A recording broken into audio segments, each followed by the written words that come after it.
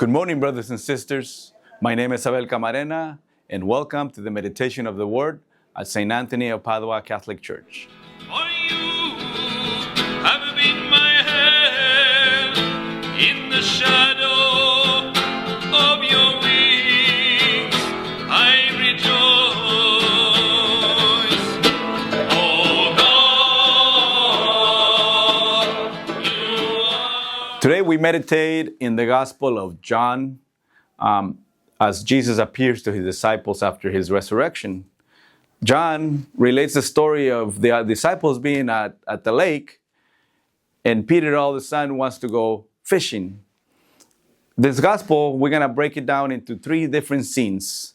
The first scene where the disciples are by themselves and they go fishing, Peter tells the rest of them, I want to go fishing. And so he goes on and they go fishing. The second scene is when Jesus appears to them at the lake as they're fishing when they haven't caught anything. And then the third scene, which is the last scene of this gospel, is where they're all having breakfast together and Jesus makes a special call to Peter.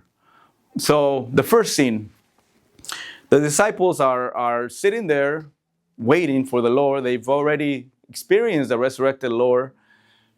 But here they are again, still kind of not knowing what's next. And so Peter tells the rest, I'm going fishing.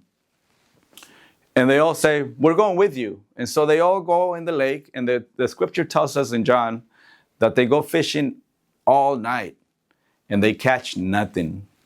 So imagine that, right? These are fishermen, people that dedicate their lives to fishing.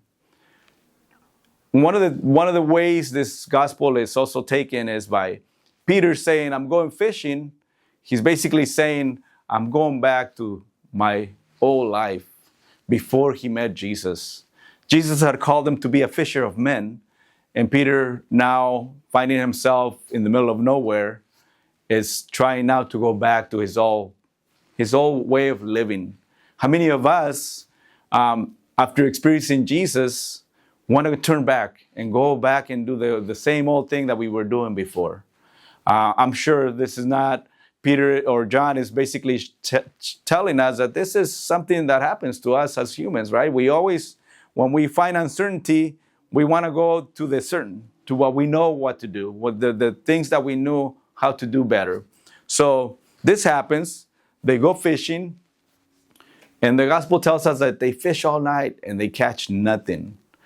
But as the light of day is coming out, somebody from shore, the gospel tells us it's Jesus, but they don't know. Tells them, have you caught anything? And they say, no, we haven't caught anything. And he says, toss the net to the right side. And so they do this, and when they do this, finally the net gets full. And the gospel tells us that John recognized them and said, as they were pulling the net full of fish, it is the Lord. And Peter, after hearing this, jumps in the water and goes out swimming to meet the Lord, right?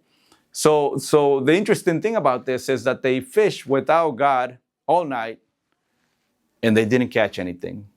But now God appears in the scene and voila, everything, the net is full. They catch all this fish. How many of us in life go through life without God and are empty? Just like those nets that the disciples were using all night. And we think we're fishing, we go working day in and day out every day, and we end up in the same place every time, right? So it is Jesus that comes into the scene and fills that net with fish. So he is the solution for those disciples that after working so hard, had caught nothing, but yet when Jesus tells them, hey, do this, and they all of a sudden make a big catch. Well, Jesus, or the gospel today is inviting us to do that, basically, to listen to God, because God can fill our nets. God can fill all our needs, and he has promised that, right? So as we move along in that scene, and the gospel tells us that all the disciples came out to shore, and Jesus was already waiting for them with cooking breakfast. They said that Jesus was cooking fish and loaves of bread. And but as they were coming out, Jesus tells the disciples, bring some of those fish that you caught so we can cook them as well. And the disciples did as they were told. They brought the fish. And the gospel mysteriously reemphasizes again, they didn't recognize him, but they knew he was Jesus. It's to me, it's such a thing to look at in a mystery, right? Because they know it's Jesus, but they can't recognize him. What was it in Jesus that they wouldn't recognize, even though they knew it was him? How is that? That's almost like a paradox. I know it's you, but I can't recognize you. There's something different about you. I think in my personal life, I think God speaks to us in this mysterious way because Jesus has already told us he is in all of us. Jesus is in the least, in the poor, in the most needy, in all of us, right? And so I think the gospel is trying to tell us, even though we don't recognize him, he is in all of us. The gospel is trying to tell us that Jesus will speak to us through everybody, through everyone. And that's why there's this little mystery of is it him? Is it not him? But they knew, it says, the gospel tells us they knew it was Jesus. And so therefore they accepted that, even though no one dared to ask.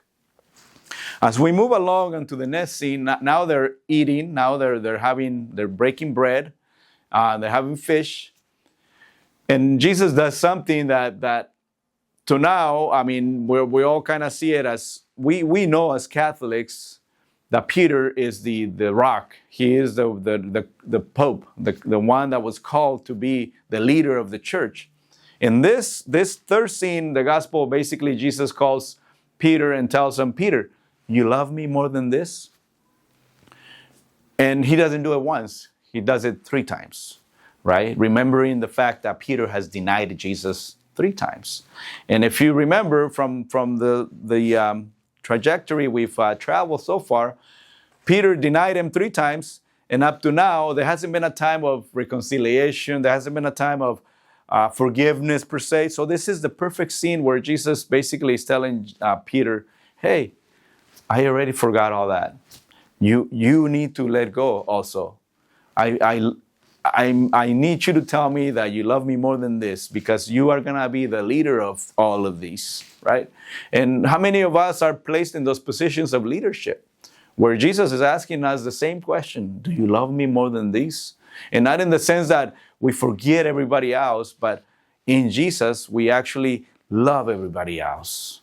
So in this whole gospel, of this whole reading of this weekend, including the Acts of the Apostles, including the Revelation, God, Jesus, is calling us to be a witness to the world for him, if we truly do love him. And that's what he was asking Peter. And Peter, after that, did that. In the Acts of the Apostles, basically, he was a witness.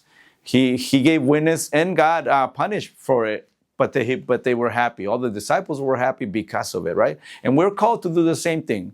We're called to be witness to the world that Jesus lives, that Jesus has resurrected, and that he is walking with you and with me, and we are those Jesus to others. Thank you for joining us today in the meditation of the Word. See you tomorrow, Sunday.